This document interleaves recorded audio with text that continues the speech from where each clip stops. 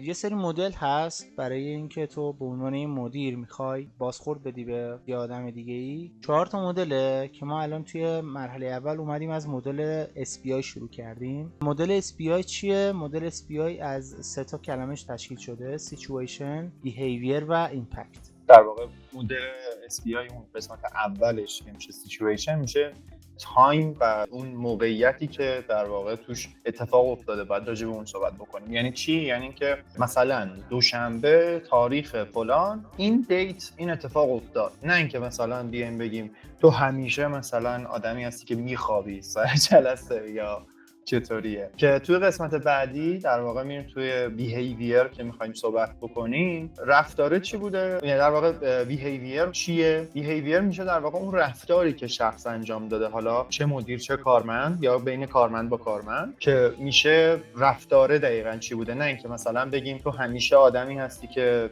میخوابی مثلا، یا همیشه آدمی هستی که حرف میزنی، همیشه آدمی هستی که دیر میرسی سر جلسه.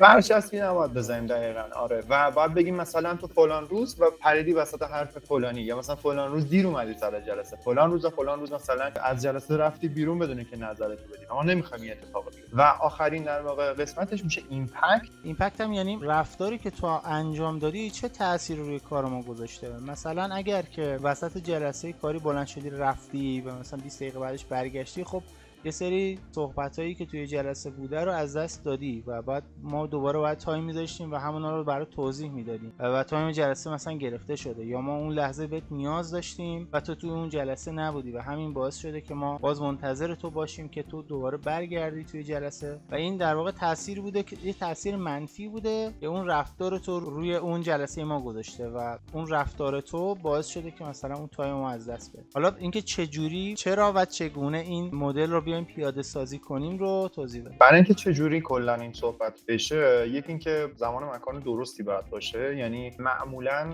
توصیه اینه که نزدیکترین زمانی که میشه اون اینسیدنت در واقع اون اتفاق افتاده نزدیکترین زمان بهش بشه، چون طولانی شدن زمان از اتفاقی که در واقع رویدادی که بوده باعث میشه که تاثیرپذیریش کم بشه. دوم اینه که گفتگو فضای آرومی باشه، تنش نداشته باشه، تهاجمی نباشه که طرف حالت تدافعی به خودش نگیره و فکر نکنه که مثلا ما داریم بهش میپریم.